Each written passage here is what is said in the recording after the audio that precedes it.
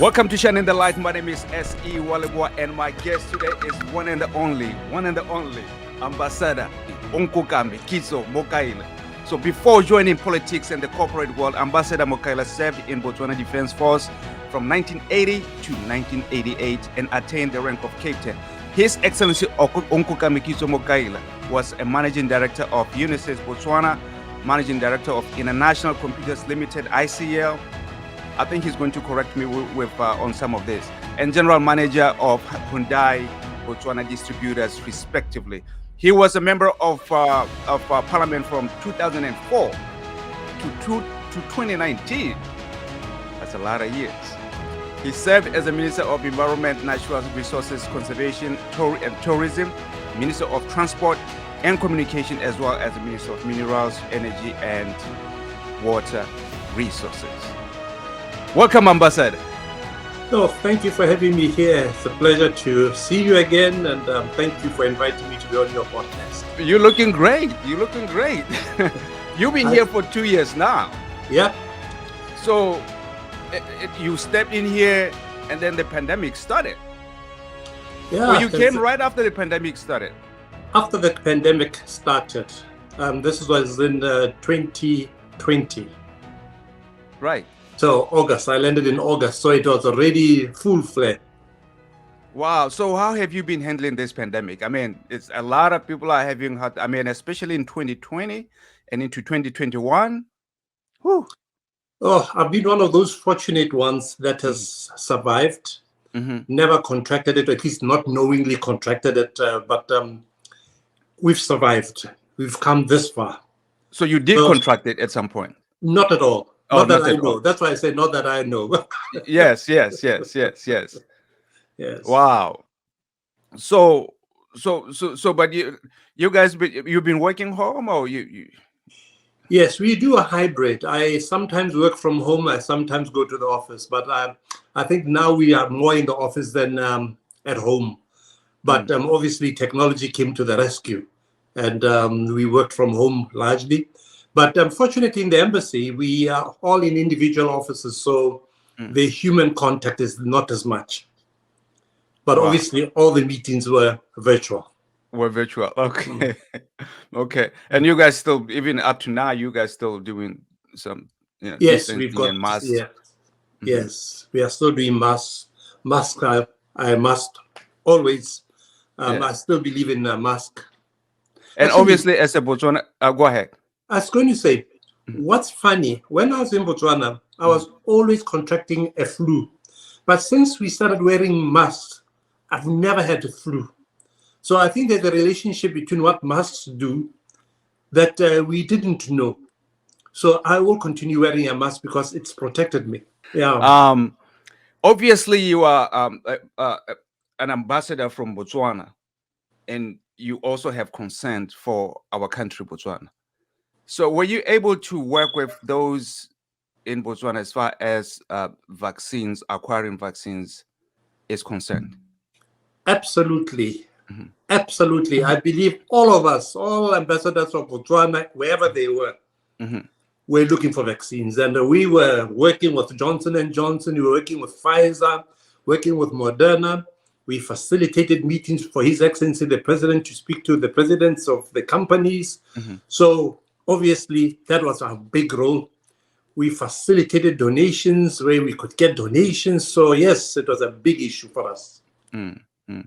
So were you satisfied with how they were handling the situation back home?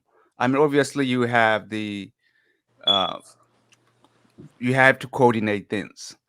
Well, I think what people don't, because of social media, people are very quick to jump to conclusion that things are not happening. But those of us inside know that once we knew there was COVID out there, the Botswana government put money up front and really booked for 20% of the population right up front. This was when we believed that the systems that were put in place for COVAX would deliver the way we thought they would deliver. So in terms of what government did, I strongly believe they did the right things. But obviously, in terms of delivery, where we put our money didn't deliver as fast as we would have wanted in time to save lives. That is why then we opened up the bilaterals. But you'll recall, Sunny, that even with bilaterals, countries of the first world was refusing to let vaccines go from them to Africa. There you go. So that was fundamental. Yeah. So I understand the frustration of Botswana who were saying we're not doing enough. But the truth of the matter is that we're on overdrive. Yeah. But look at where Botswana sits right now. We are leading. I mean, I think we are the most vaccinated, one of at least in the top 5 on the continent. Wow. So That's it speaks for itself. it speaks for itself. Yeah. Well, before we delve deep into this, into our conversation, let's go back. Because sometimes when you say Ambassador Mokaila, people want to know your background because you didn't just drop from the sky. You know, you lived somewhere, perhaps maybe in the village, perhaps just like everybody. So you worked hard as a young person. You didn't just this didn't just happen for you. Especially being the last born in a family, poor family, with both your parents as educators. My father was a teacher. My mother was a teacher. I was born in Lobatse. And people don't know that I was born in Lobatse. I don't know you were born in Bandle. We call it Bandle. Yeah, Mishunal Bandi. That's where I was born. And that's where I started school. People don't know where Lopsek is, Lobatse Secondary School used to be a primary school. That's where I started school. Before I didn't know that. You didn't know that. And before government then took over that school and wanted to create Lopsek, and then we had to move to Crescent. Crescent, yeah. Yes. So we were coming from, it was an English medium. I was fortunate enough to go to an English medium. Yeah. And my mother was teaching at TTC in Lobats at the time. Yes. So that's where I was born. Wow. But home was Matasalalo in Barlon Farms, next to Papato and Borobadilepe, if you know those places. So that's where I used to go. Every holiday, my mother insisted I should go and herd cattle. Every holiday.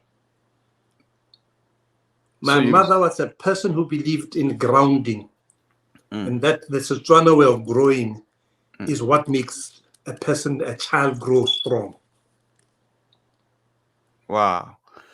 So and so education was always something that they talked about, that you have to excel in school. You have to go to school. Although I can't claim to have been the bright one in the family. No, hell no. I was a mischievous one. Okay. How mischievous was that? Absolutely. I took shortcuts. I tried not to study it, but thought I would get the results. Obviously, it didn't pay off. But despite the fact that I went to places like Lopsek, then Crescent, then my parents moved to Gaborone. My mother was teaching at Lesedi. I went to Thornhill. Every time we were out of class, she would take us to Lesedi and beat us in front of other kids as well to ground us. So then then they moved to Francistown. We went to John Mackenzie in Francistown. Did you move with them? Did you go with them to? Yes, that's what I'm saying. We moved to Francistown, and she was she was teaching there. My father was an inspector of schools, but my mother was teaching. We were in John Mackenzie there. Wow. And then eventually came back to Thornhill, then went to Marapu. But I always thought that teachers need to be paid more. I agree. I mean, I think everything is relative, son. Okay. I think everything is relevant. And, if you look at the size of the Botswana economy and what Botswana, the government, has to do for the people, you'd understand why civil servants don't get paid well enough, teachers don't get paid enough, doctors, and everybody else. But put it into context. With that very small population spread out in a large country, the cost of infrastructure is very high. because it's government that has to put the money in, because the private sector itself and the population itself cannot carry that cost. If you look at America, 300, 400, 350 million people, they themselves are the business. People are willing to pay for the infrastructure. Where do we pay in Botswana? You go for free to hospital. You go for free to school. You get ipelere. You get all these free because of our population. There's a direct correlation between how you can recover your money and create wealth within a country because of population. It brings different challenges. So, how did you end up in as a soldier? Growing up, I used to read the Hardy Boys. Have you dreamt about becoming a soldier? Or... Yes. Okay. Yes. Yes. I used to read. I wanted to be a policeman first. I wanted to be a detective. That's what I wanted to be. Okay. Because I used to read the Hardy Boys. I don't know if you the Hardy know. Boys, yes. Exactly. Yes. Then Frank and the other guy, I just wanted to be them. Okay. So the opportunity in 1977, the army came about. I said, that's where I want to go. And my mother said, absolutely no, because the perception then was the army was for dumb people, not for people who are learned and all that. Right. And how wrong could she be? Yeah. But in 1980, I escaped from home and went to the army. Yeah. And they picked you up. You because you have to go through some examinations, something like that, right? So yes, actually, I used to teach at the Polytech before I joined the army. Oh. And one of my classes was literally 90% soldiers, army officers, warrant officers, and non-commissioned officers. So I said, I got to talk to them, and they told me how exciting it was, and decided, that's where I want to go. And that's I'm interested in type of music you were listening to at that time. Oh, Michael Jackson. Okay. Actually, at the time I had an afro myself. They used to call me They used to call me Michael Jackson. I had a squeaky voice. I had this afro, and I was a very thin young man. Yeah. So you could dance a little bit, or? Hell no. I have never been coordinated when it comes to dancing. Absolutely no. So before you went to the army, did you go to university or? No. Remember those days you could join the army with just Form 5. Form 5, yes. But I was lucky. I had been to the Swaziland College of Technology. So I had gone through City and Girls in auto mechanics, part 1, and I was going to do my part 2 when I was employed by CTO and eventually moved to the Polytechnic to teach auto mechanics. Wow. So I went to the army basically to help teach mechanics. But it was within the army, just when I was finishing my training, that we got an offer to go to India to do a degree in electrical and mechanical engineering. Wow. At the College of Military Engineering and at the Military College of Electronics and Mechanical Engineering. So 2 of us were the guinea pigs then, way back in 1980, to go to India to go study engineering at degree level. Wow. And so you came back, and now I came back, and I was became a lieutenant, became a captain, and sent for more courses. And actually, how I actually eventually left the army was because when I was doing some of the courses in the UK, I ran across a company called ICL, International Computers Limited. Okay. And they were employing people who were performing well in military school and all that. And they said to me one day, if you want a job, come and try us. And so it was always at the back of your mind. Well, if I'm done here, I know I can always pick up the phone. Yeah. Yep. So when I left the army, I went to ICL. Wow. So at that time, everybody revered the Lieutenant Ian Khama. Lieutenant General. Let me get it right for you. Lieutenant General. You are demoting him if you call him lieutenant. Lieutenant General. Yeah, Yes. salute. Yes. Khama. Yes. Yeah. So I'm wondering how, because he was your boss at that time, you know?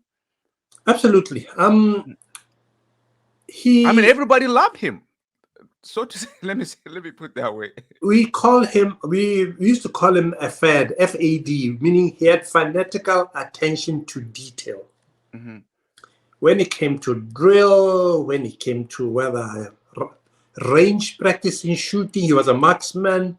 When it comes to fitness, when it comes to the soldiers' welfare, Hmm. he was the ultimate. We all aspired to be like him because he was fit, he could shoot, he could do anything we could do, even better.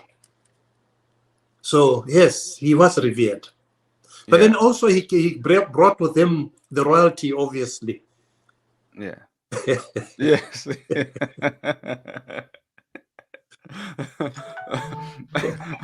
So what do you think about his leadership in the army when he was in the army? I think it was exemplary. Hmm. I really honestly think he was very exemplary. I mean, some of us would have been drinking and smoking, but here I am. I still don't drink, I still don't smoke, because he was a teetotaler himself. He believed in absolute discipline. He was a very good disciplinarian. But on the other side, he had this love for the welfare of the men who served him. So from that point of view, I mean, any leader who has a welfare of his soldiers is a leader that is worth following. You know that how he introduced BDF to sports and sports to Botswana. Right. You know, BDF 6, the volleyball team. The volleyball team. Exactly. The BDF 11, the softball team. All BDF teams were the top in the country because he wanted to demonstrate that the army can produce everything and anything. So yes. Yeah, he's yeah. No, I think I just think that people should look at him from that light, because I'm not quite sure if people. Do you think he should be in politics right now? I think once you leave politics, like I've left politics, you must leave it alone. I don't believe in comebacks. Yeah. No. You must do something, finish it, and go on with life.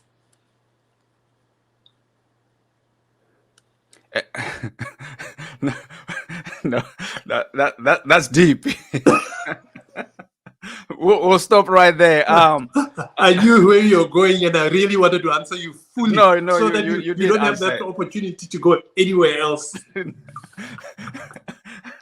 No, we are relaxing, so we can just talk and. I But can we're relaxing. outmaneuver you, Sonny. Trust me. I've been in politics. I can outmaneuver you. And you're maneuvering me. And you ended up leaving the army. Yes. Why did you leave the army? I think there was an opportunity with ICL. Uh-huh. The army was becoming a little bit more competitive, and obviously your salary was related to your rank. And therefore, as your needs start to grow, you need better things, and therefore you need more money. When I was a second lieutenant, I used to say if I was a lieutenant, I'd be happy. I became a lieutenant. I said if I was a captain, I'd be happy. I realized, no. This is becoming a mirage. It's moving further and further away. So ICL offered me an opportunity to leave the army, and I took the opportunity to leave the army and joined ICL. Then they sent me back to the UK, where I spent a year familiarizing myself with ICL in the UK, the products and everything, to then also prepare me for management. Yes. Wow. But you talked about how competitive it is to be in the army, especially at the rank where you were. But people like Fanama Hosi and Kosi, I think they're a little bit older than you though, right? No. Kosi was a warrant officer in my platoon. Okay. Kosi and I came to the United States way, I think it was 85. Uh-huh. When we were introducing the V-150s, these armored personnel carriers. He was with me here. I think when we were here, he was a warrant officer. Yes, I was a second lieutenant then. So how was he able to excel the way he excelled in the army, though? I think we are all gifted differently. Okay. I think we are all gifted differently. I'm an engineer. He was gifted about everything about the army. I mean, he was a soldier. He was fit. And also, he was serving the commander himself, General Khama. That's what I thought. Yeah. Yeah. And he served him well, I believe. Well, I left the army in 1988. I mean, I don't remember if, of course, he was an officer by the time I left, but then obviously he was promoted until he came to the rank of colonel. So was it hard for you to transition from the army into the private sector? The first thing that was hard was that I didn't have any clothing. You know, when you're in the army, you live in uniform and a tracksuit. Yeah. When you knock off, you leave your uniform, get into tracksuit. So in civilian life, I discovered, hey, you need a wardrobe, you know, you need to change your clothes. That was strange. But also just the discipline outside. Civilians aren't like us. When you say 8 o'clock, it is 8 o'clock. If it's 13 seconds past 8, it's late already. We're already agitated. So that was what was a little difficult. But in terms of the jobs that I got to do thereafter, I think I was prepared by the army, because what they do teach you in military school and everything is what we call an officer and a gentleman. They teach you all about life. You can fit anywhere. You'll see that even in the United States, most of your good CEOs have a military background to them. It just teaches you the discipline of doing things. So it was easy for me, really, from that perspective. Yeah. No. I think I remember you at that time. I mean, like, because I think I used to see you around that time, like 1988, 89, 90 maybe, you know? Yeah. You know, because I don't know if you had a house somewhere in Pasha. Opposite your aunt's house. Because my auntie lived over there. Yeah, that's what I'm saying, opposite your aunt's house, I know. Yeah, exactly.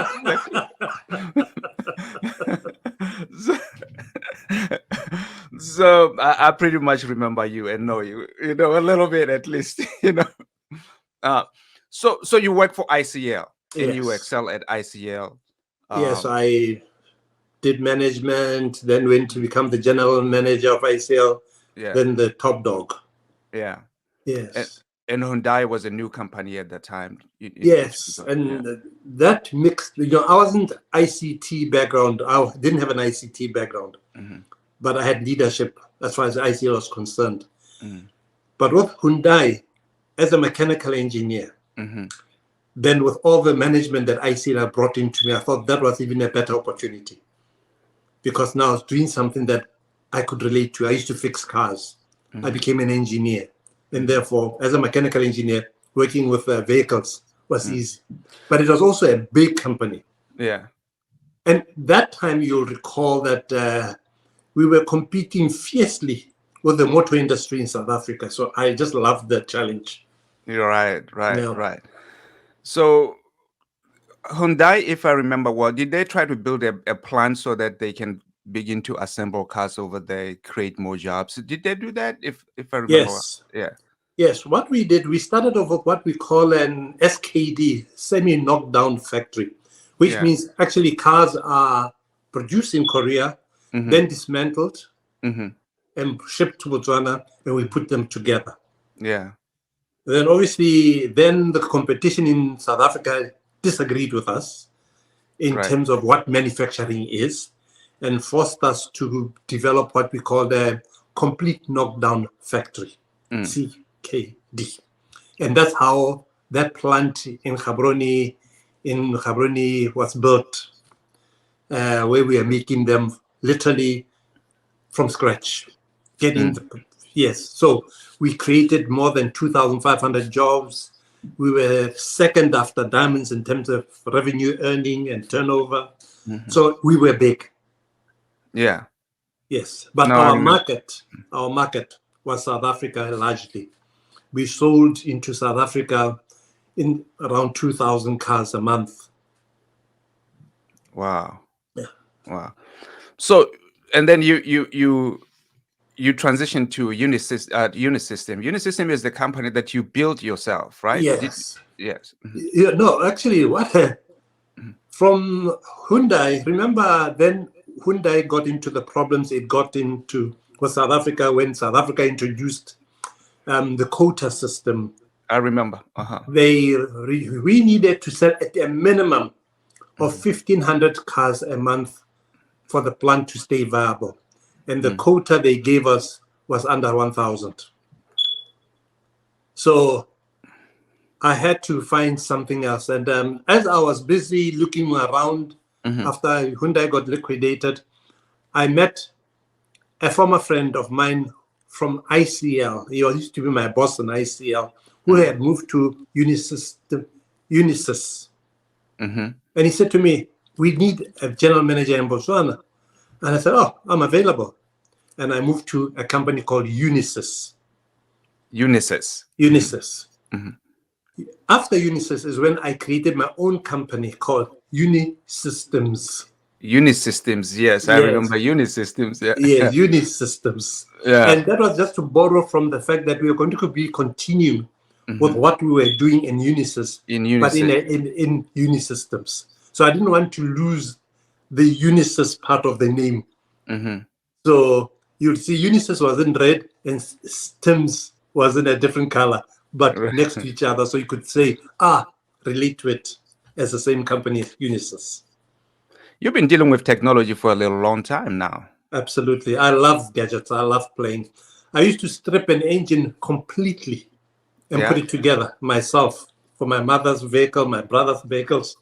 I used to do that.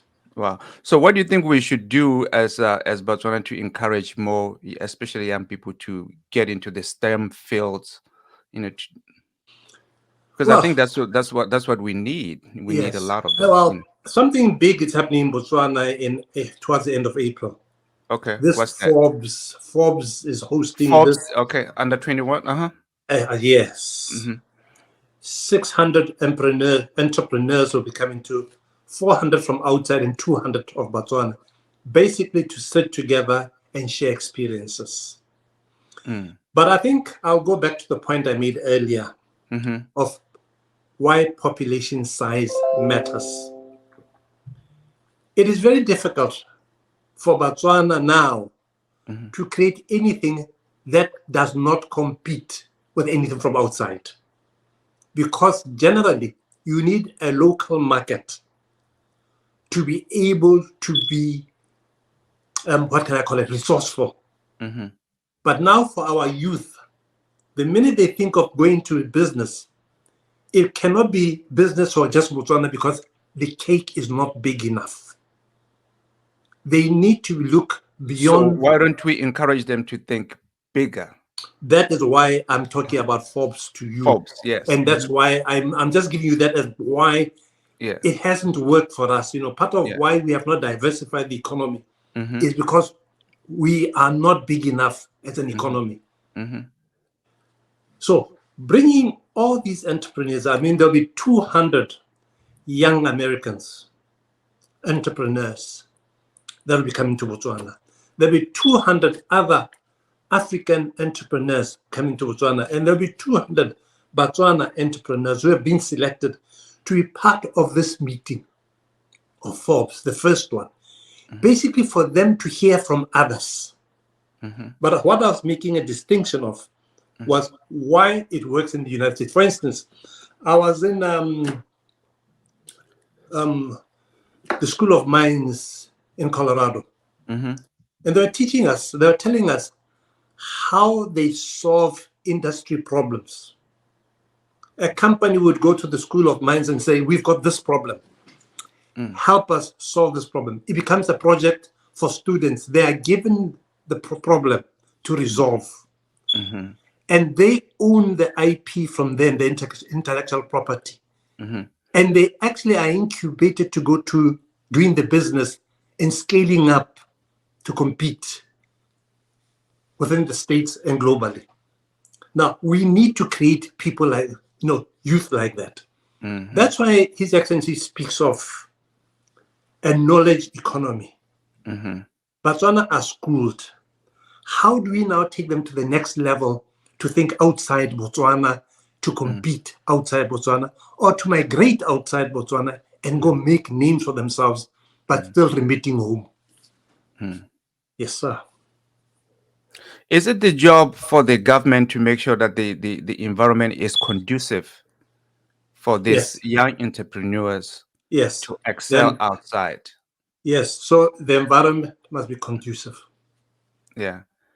And the government has to help with that. That's what you're saying. That's what we're trying to do. That is why. That's what you guys are trying to do. Yes, that's what we really have been working on. I mean, I remember while I was the Minister of Transport and Communication, one of the things that we realized was, the cost of internet is very high in Botswana.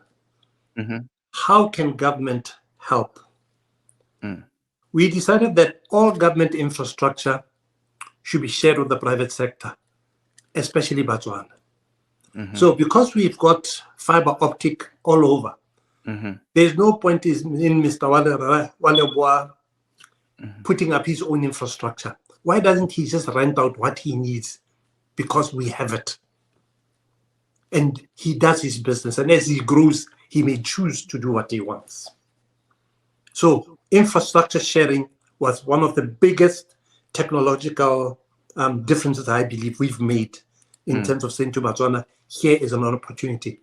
But the real problem is, where is the business? They have to be, the entrepreneur in them must be big enough for them to want to go outside to do things for companies and countries outside, whether they do it in Botswana or whether they go there. And one of the things I also believe strongly in is that our kids should not be bonded to a point where, when they've been sponsored by government, they must be forced to come back to Botswana. They must stay out there and earn a living. But what I would want is for them to help pay back for the opportunity. Because in that way, they create opportunities for others. But then they are set, So there's a lot government does. And I mean, it's unfortunately in politics, government never does any good. Yeah, no, it's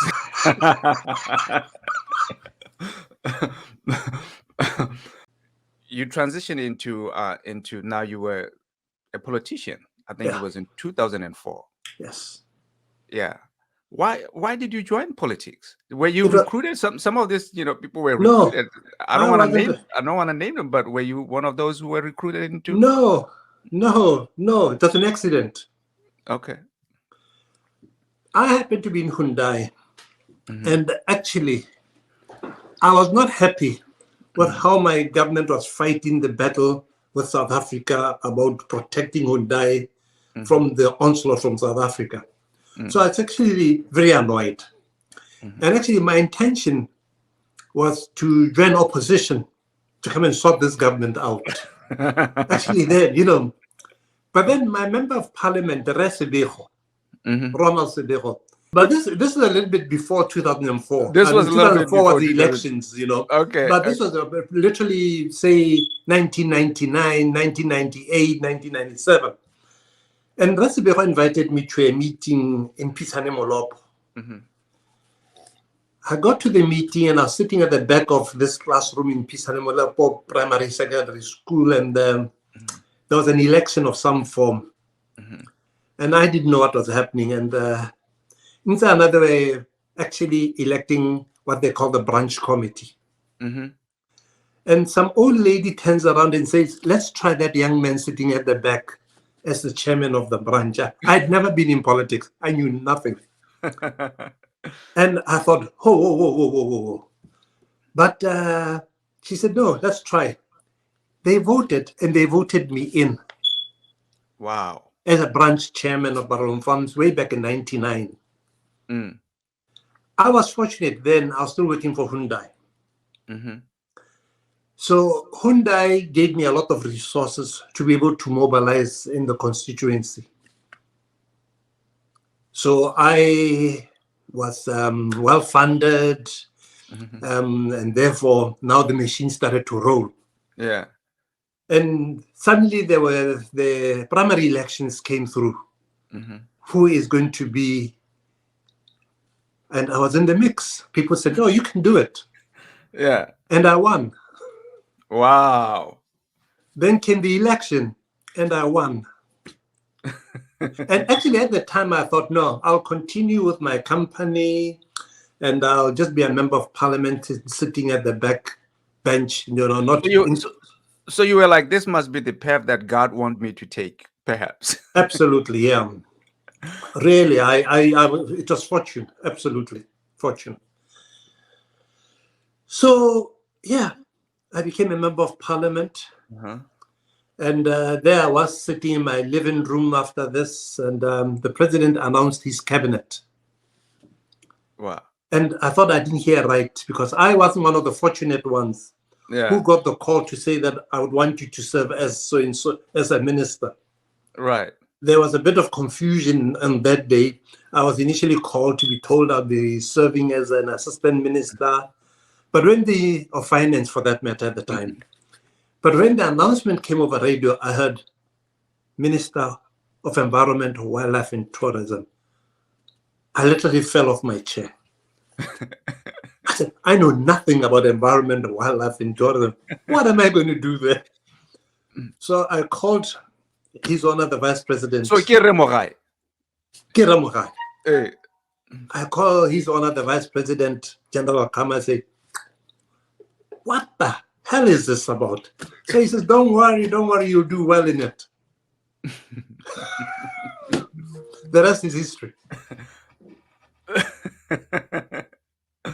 So no, that's a good story to know. I didn't even know that's how it happened. I always thought that they were looking for young people, especially from the private sector that can be part of the the cabinet. So I thought you were.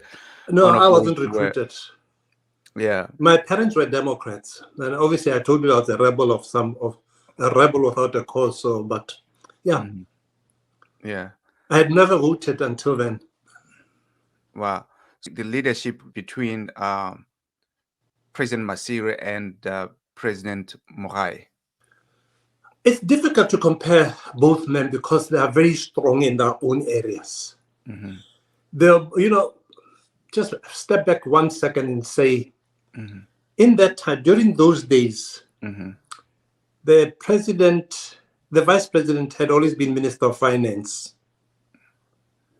If you go back in the history of Botswana, yes, the vice president had always been the Minister of Finance. Minister of Finance, yes. Yes. And Ram Masisi was a school teacher, but with a lot of wisdom. He was a true Motswana in every aspect of Botsadi. And his understanding of Botswana. And he's knowing how to speak to Botswana. How to speak, what to speak. And he was so gifted in that area. Ramogai, an absolute technocrat, brilliant mind. Brilliant mind in the sense that I didn't serve under Masisi, I served from Ramogai. You served from Ramogai.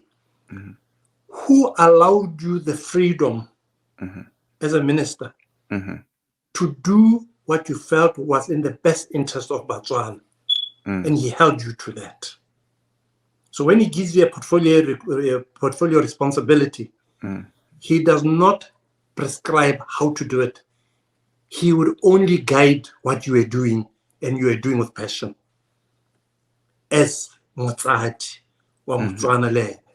So both leaders have brought so much wealth of experience and knowledge to us who are bubbling under coming through.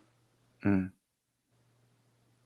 mean, I attribute it to both of them that the fact that when the crisis, wartime power came, that I chose to lead by speaking to Botswana every month or every week.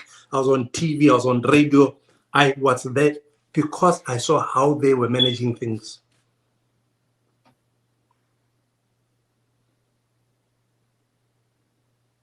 Wow. So both very, we were fortunate to have been and known them both. Yeah. But you also served under President Khama. Yes. His leadership is totally different, though. I mean, Yes. His leadership is especially different because he's from the army. From the army. Yeah. And he expects things to run like the army. And does not probably, in my view, allow a lot of discretion in terms of he knows what he wants and how he wants to get there. But he probably does not have as much faith, like Ramachaya said, would give you the freedom. He was more prescriptive. You had to know him to know how to outplay him. Do you think that during his time, though, did he actually surround himself with the best minds to move the country forward? You know, when you are a coach, you pick your team that you can work with. And the rest is for us to speculate about. I get it, that is what the elections are there for. You judge a coach or a president on the results he produces. Because the choice of who he brings around him is his. That's me being a politician and a diplomat.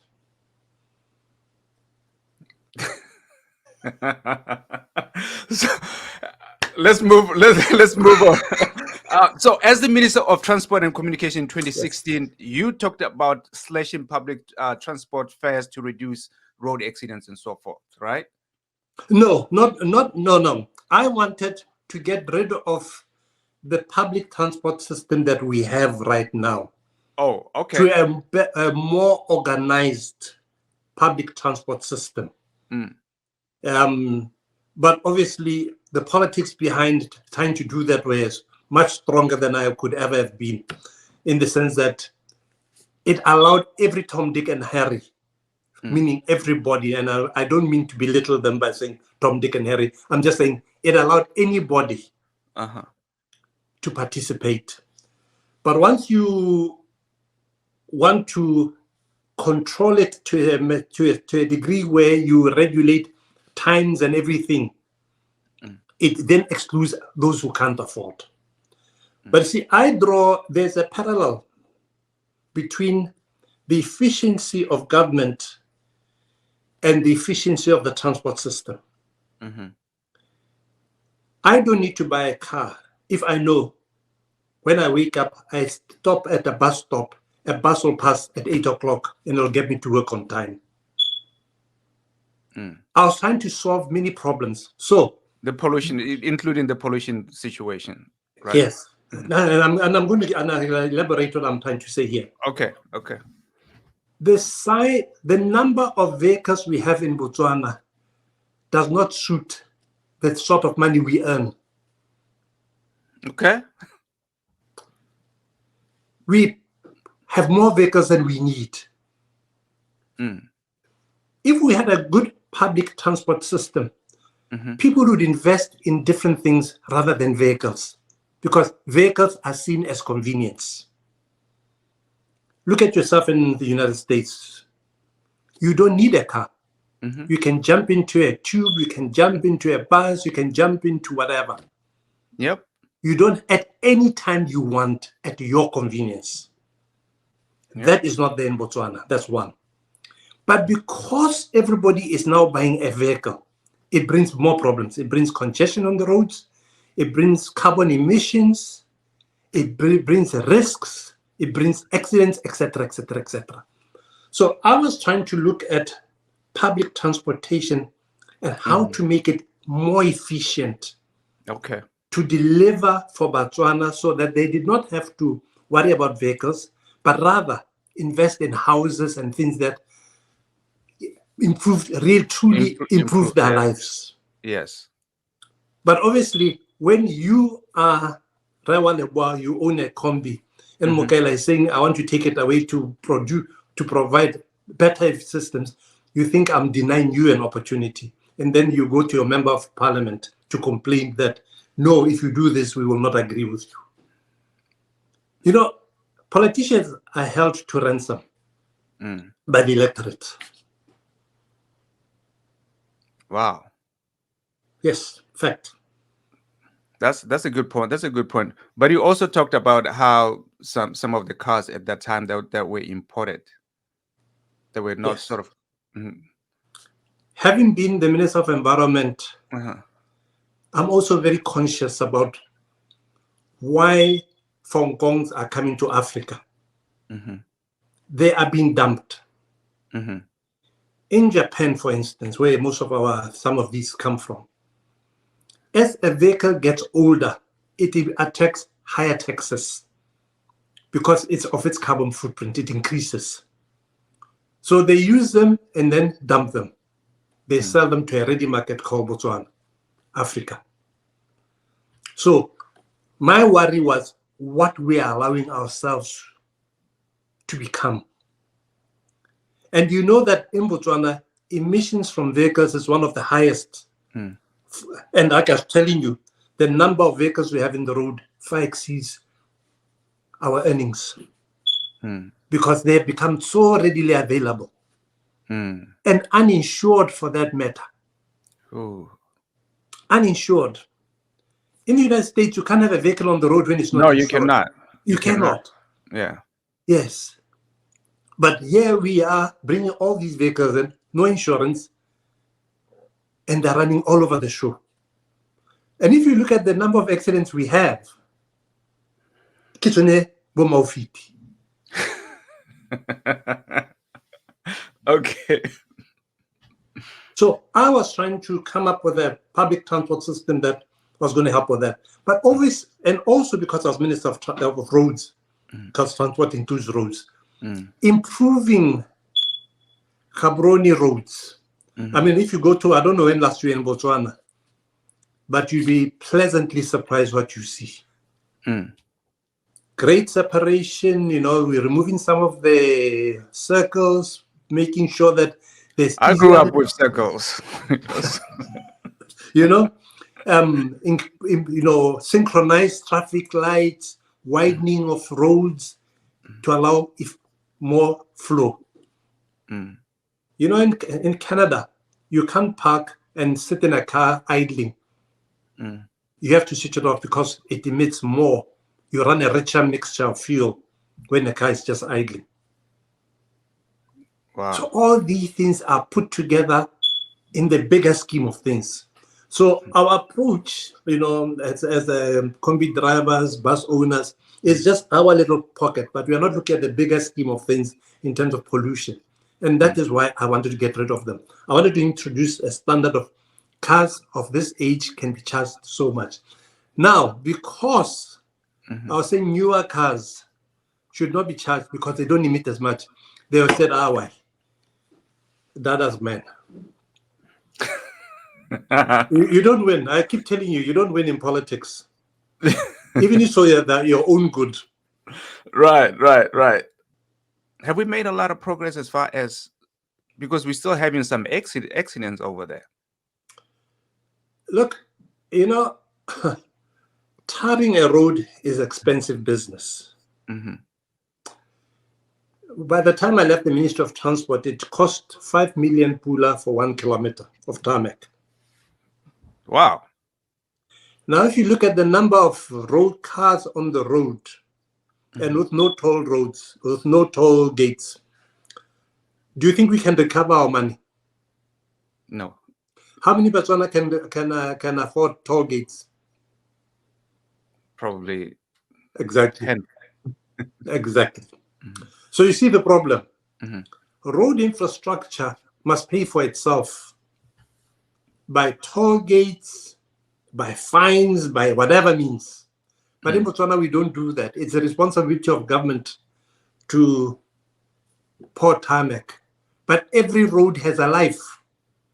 Eventually. So you can set a toll for at least for putting up the infrastructure in itself is a hell of a lot of money. So everything wants money. If you give it to the private sector, they'll want to get a return on their investment, which means many Botswana wouldn't be driving on those roads. So population size matters. That's the point I want to tell you, that you need the volume. If you have volume, you can charge 50 tab. It doesn't seem much. But if you've got many cars going up and down, it will help pay. If you are putting toll gates, then you will need to have alternate routes to keep certain traffic off those highways that you want to maintain. But we don't have those alternate routes because they too need money.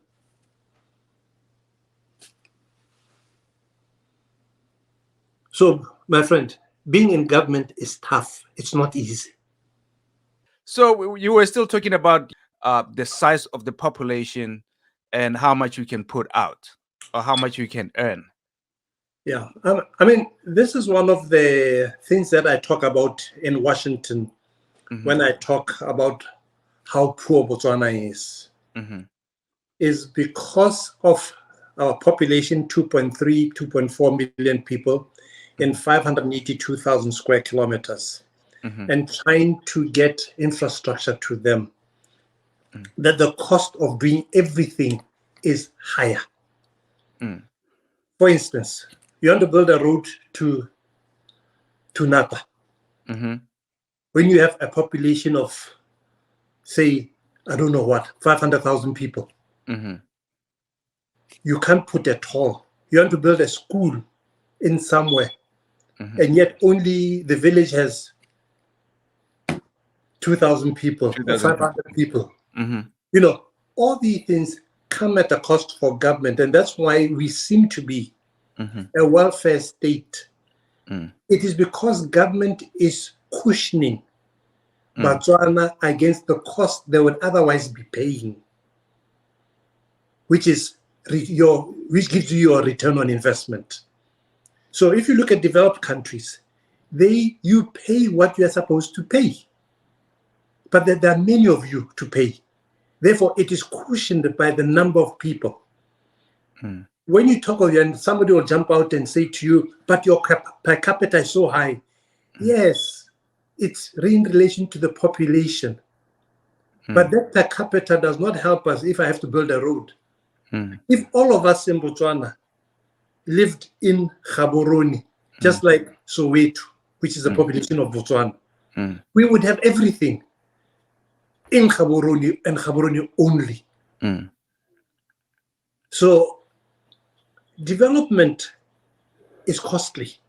Infrastructure is costly. And I wish we would realize this and stop trying to create the in different areas. And I know this is not probably palatable to some, but the reality is every time you say, I'm creating a village, you need a school, you need a hospital, you need a road, you need this, you need this.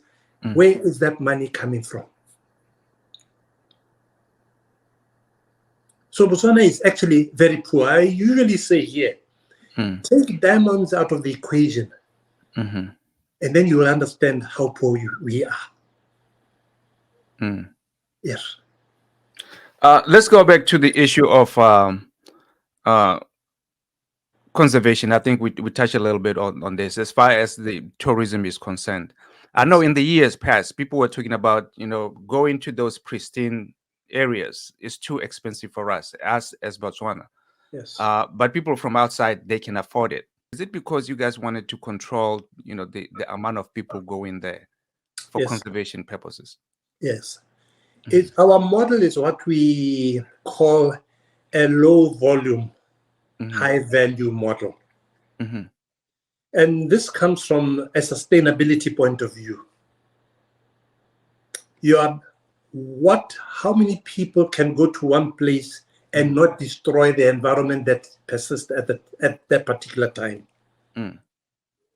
What are the acceptable limits of change should we want to increase the number of people?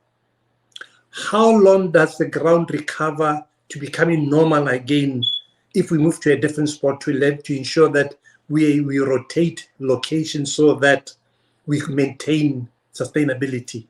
Those are the driving issues.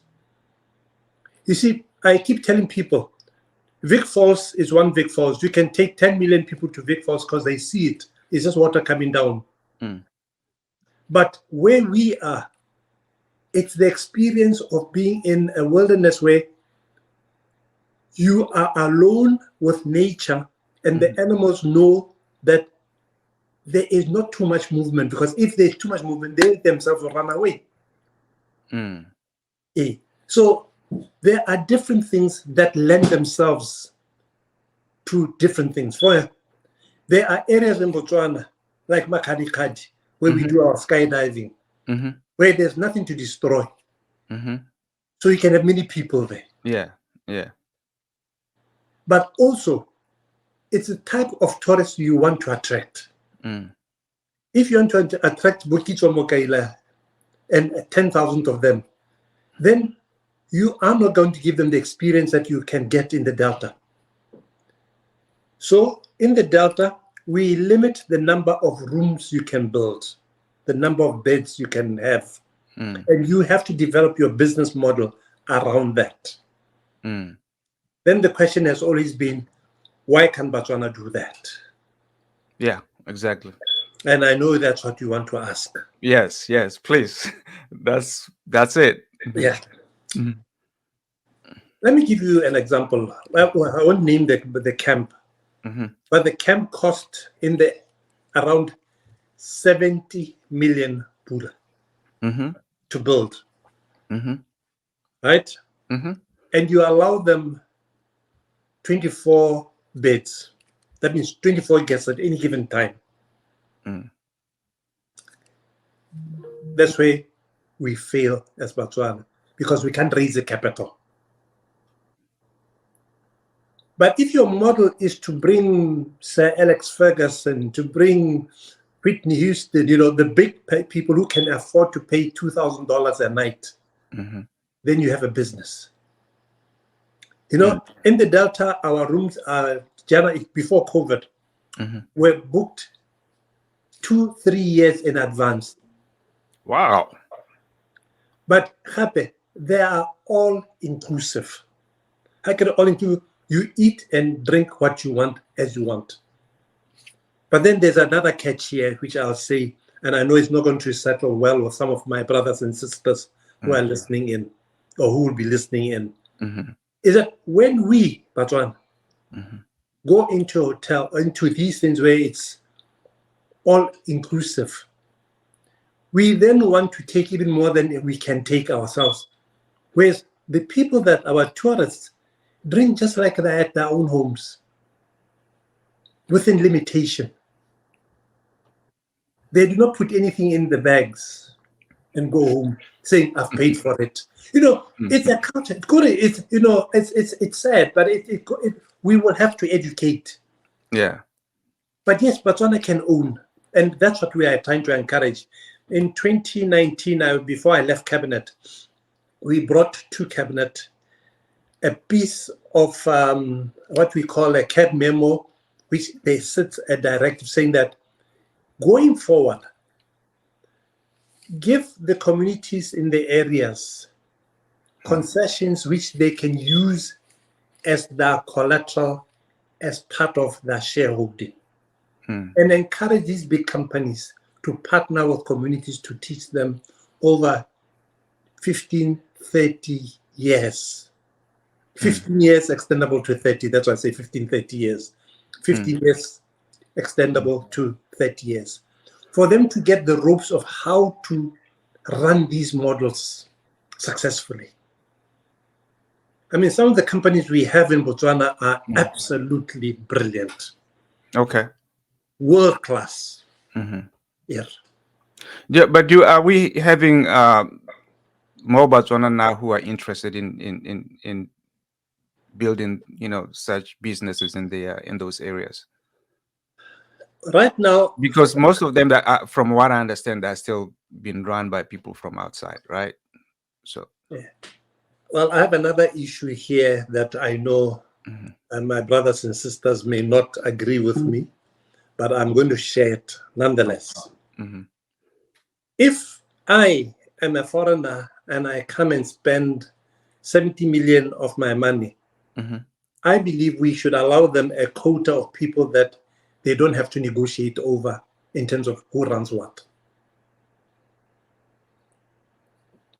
I think it's only fair.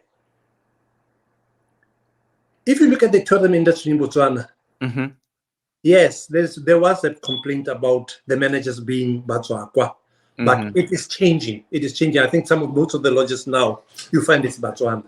But I just think that any investor must have the latitude to choose who he wants to run his business, because that person has to look after his interest.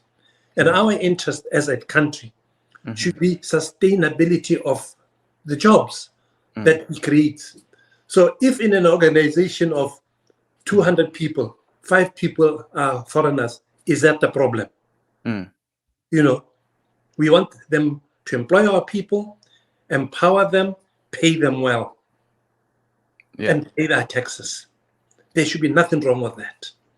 If that is the model we are talking about, yes, I agree. Then there's a way forward. Okay.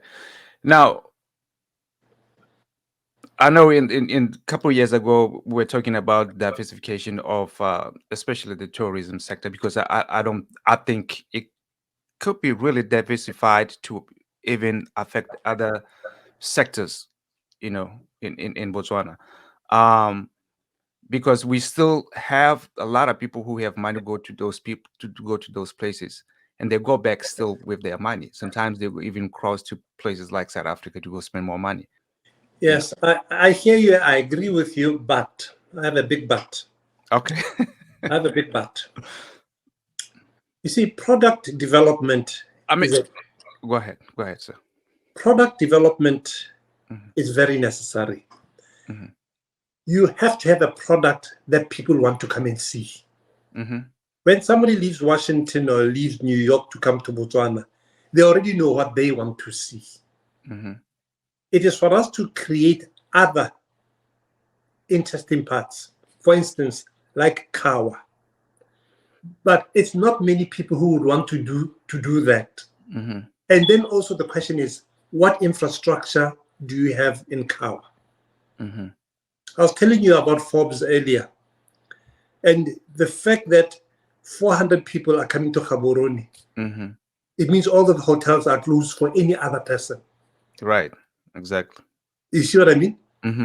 But then who is willing to take the risk of building infrastructure that is waiting for something to happen?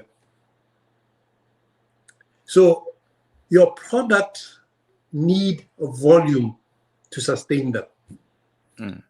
Let me give you something that will make you laugh. Okay. Las Vegas. Do you know how many beds Las Vegas has? How many? 150,000. Wow. And the population of Vegas is what? 2.3 million.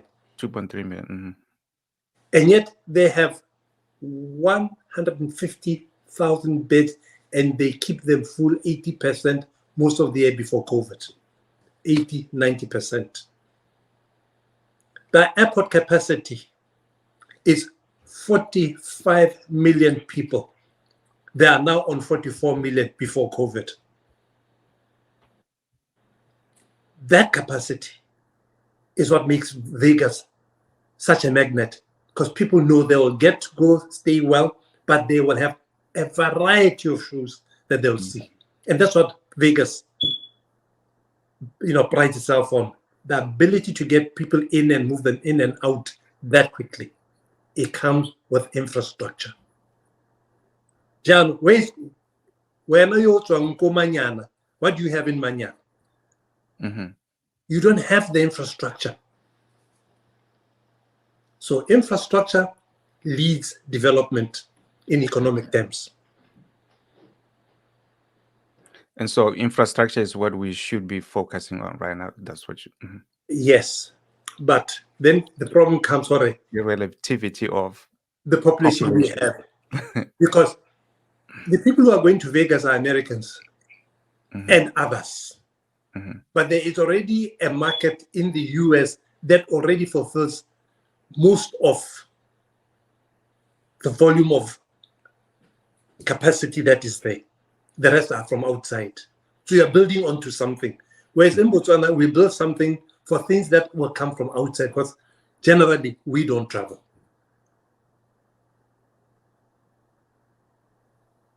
So it's a challenge. All I'm saying is that, we wish we could diversify the tourism product. We are trying to diversify the tourism product. Like what we've done, Kohomo Reni, with that new lodge there that was built by government. But it ran at a loss for a long time. Who is going to do that as a business? So the capacity of the private sector itself is important, because they need to put in money.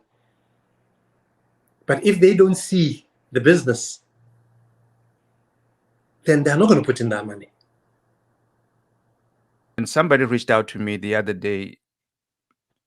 It was like, I wish I could sell my product, but I'm here in the village. I can't even sell my product. We don't have electricity. Yes. I come from a village called Matasalar. In 20... I mean, because even when you talk about internet and infrastructures and so forth, you need to electrify your places, right? Yeah. I come from a village called Matasalar. In the last census, I think it was 10 years ago. At that census, there were 50 people in Matasalar. 50. And you are saying to me, why are we so behind? A kid in Matasalar wants internet connectivity on fiber optic. Laying a line to Matasalar in fiber optic will take mega millions. And you have how many are saying our population is 50? It still goes back to this issue. Thank you very much. You want government to do it for free, and where does government get this money? It just, it's sad. It is sad that we don't have the volume, the population to carry us through. But I'll go back to what I was saying. That is why government is looking at these innovative ways of helping, of infrastructure sharing, opening up the market, making sure that we try to bring Botswana on board. Look at what Smart Botswana is trying to do with connectivity to all villages. We are trying. But still, even after we put in that infrastructure, all I'm saying to you is that the volume for it to pay for itself, to maintain itself, is not going to be there. It will take time. Probably when your children's children have made enough children. Why are we still having this, corruption issue in Botswana? We have great institutions. I'm assuming and I'm hoping that these institutions are great institutions, to deal with corruption. Why are we still having corruption in Botswana? I wish I had an answer for you. I mean, I view corruption with disdain. It's a cancer, because it really kills development. Yeah. I know government is trying, but, in this era of social media, we are all corrupt. Okay. We are all accused of being corrupt, shall I say? Okay. When I say we are all corrupt, I mean we are all accused of being corrupt.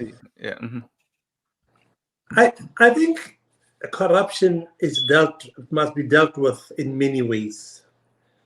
Our prosecuting it must be thorough and provable, because that's what prosecution means.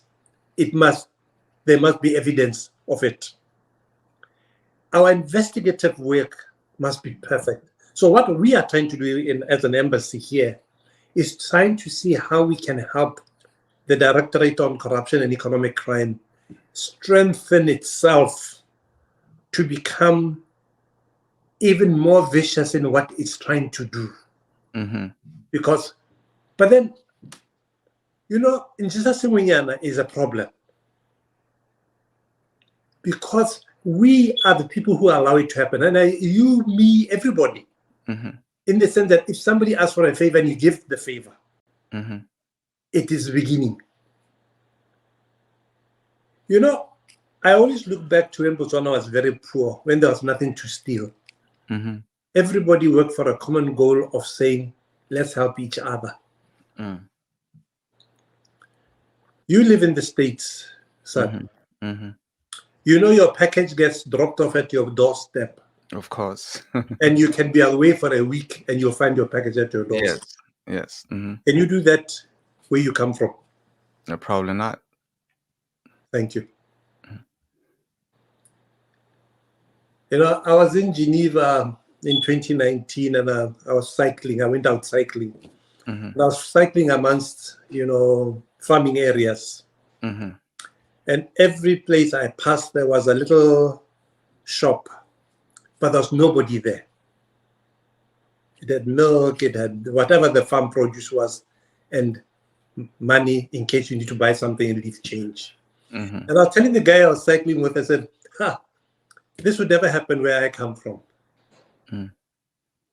But obviously, I'm not saying we are there yet. I know that there's a bigger problem of joblessness. And that is what we should be fighting to try get people, more people to be employed, to work. Because when you all have something to protect of your own, then you protect everything, everybody else's things. Because in that way, you're protecting your own. Wow. So when you endorsed I'm going to paraphrase, when you endorsed President Masisi in 2019, you said you were doing so because he respects the Constitution and he's against corruption.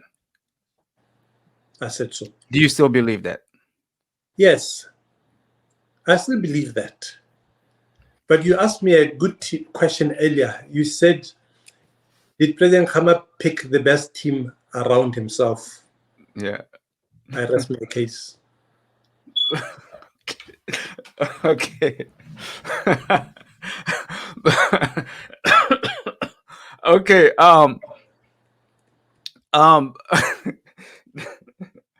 No, that's good. That's good. 5 leaders, perhaps, that you would like to invite to your dinner table. Whew. You know, my greatest inspiration has always been my mother. And I know you said around the world, but I'm going to start with my mother. Purely because of her rootedness in honesty. She drilled it into us as children. Even I remember, even when I became a minister, she said to me, Wanaka, this is not who you are. This is a position that is on loan to you. Don't forget one day you are going to leave it. And you'll be an ordinary person again, like everybody. So remain ordinary. I've tried to live with that in my heart. I've tried to live that every day. The other leader, Ramasir. You know, the leaders we had who made Botswana came in with nothing and left with nothing.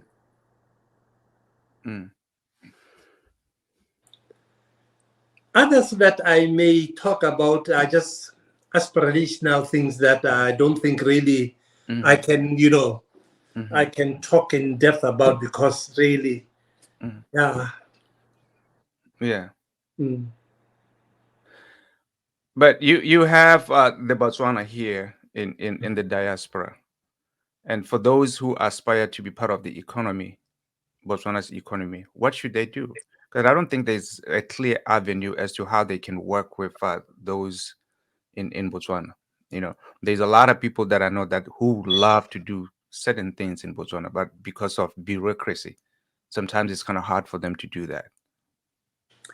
But what are some things that you know come to your mind that the Botswana in the diaspora can do to be part of the growing economy in Botswana?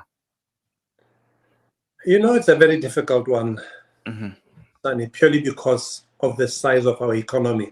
But the ones that I'm working with or trying to assist is who have partnered with big companies here, who have the muscle to go compete at home with a readier market outside.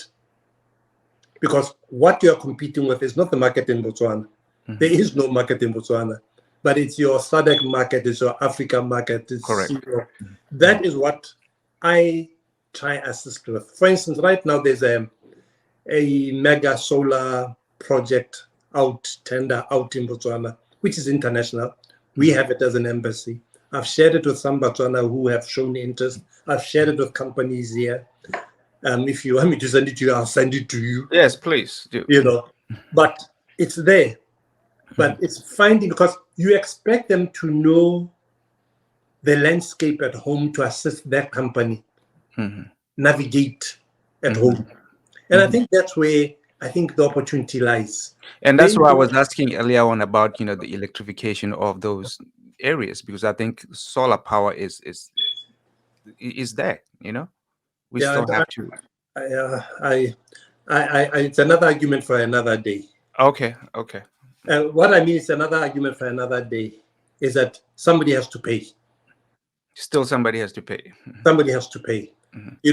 We came up with the BERA, Botswana Energy Regulatory Authority, to try and stimulate IPPs, independent power producers. But at the end of the day, they will only sign a deal with government or BPC because they know who is paying. They will not do it and say, I'm going to supply a village in Takatokwane with electricity and the people will pay me. They want assurances. So government has come up with this. It's a 200 megawatt CSP, concentrated solar power project that is there. So it's one of the opportunities that is there. So we share these tenders when they come. I mean, they are not for us.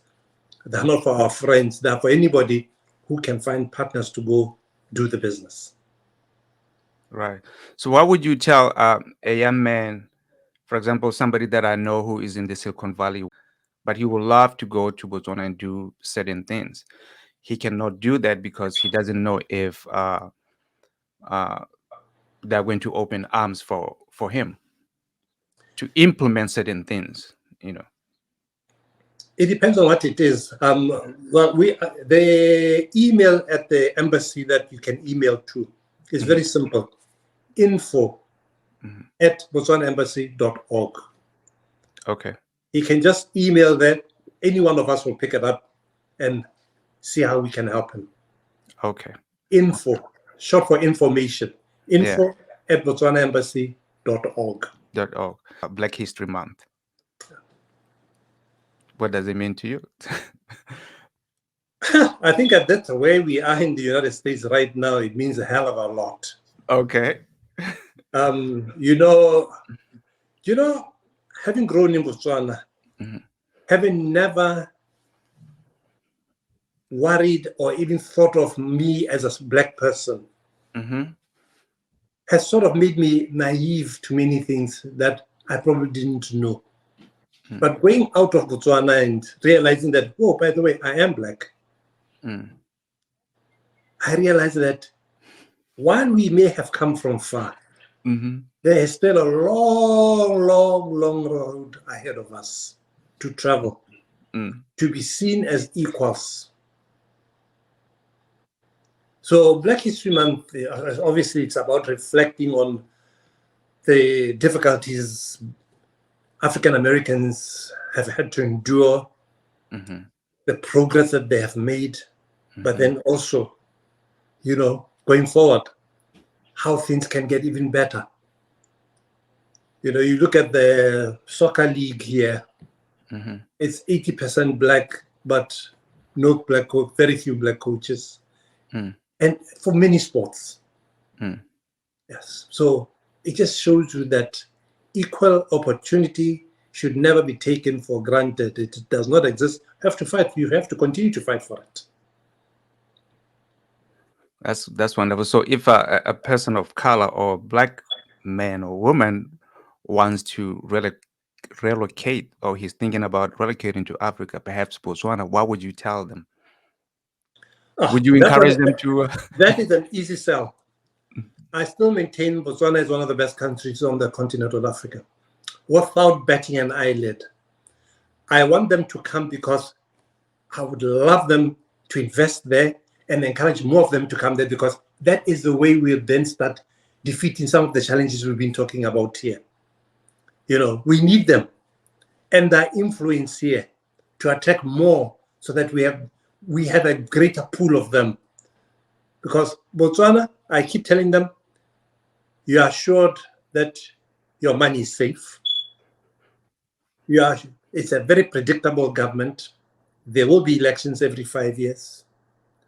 You are sure of one of the best on the continent, if not the best on governance. All these things are the values that we share with America, and that we should help each other in strengthening and deepening. I love it. There are crises right now going on around the world, especially let's just talk about what's going on in Ukraine with Russia. I don't know what you want to say about that. It affects all of us. Having been in the army and knowing, especially being in the somebody like you who has been there, and understanding the consequences of when armies come in and do is, I think of the innocent civilians, the kids, the civilians that are there, the loss of life, the disruption of life. Really, it touches my heart.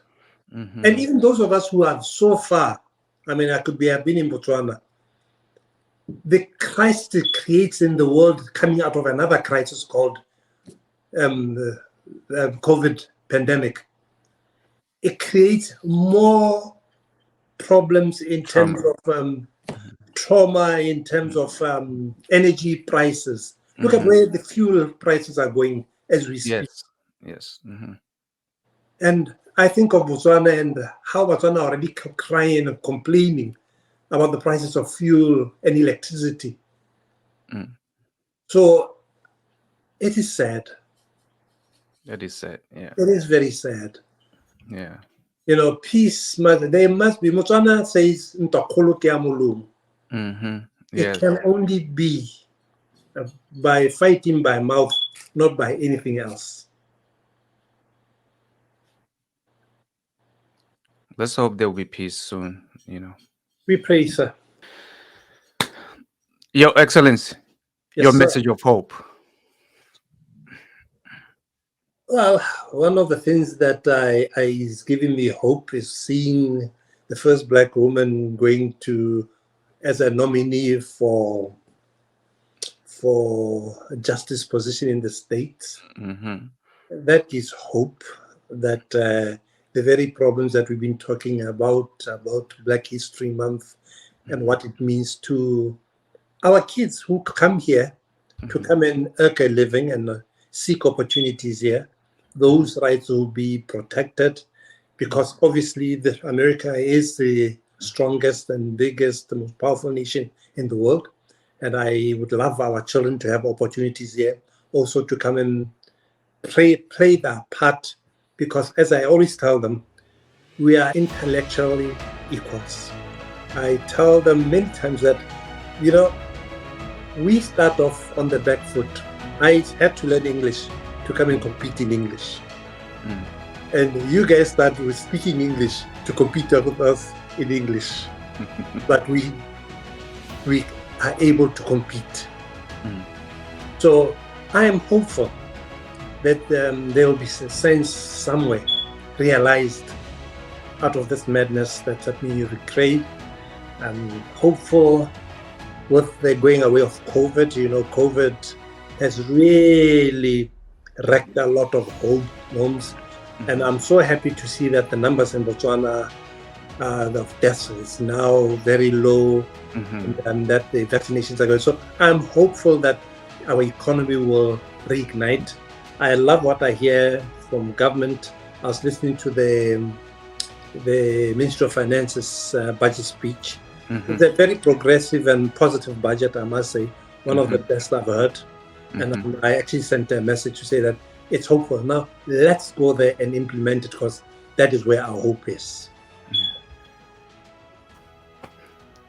Thank you. Thank you, sir.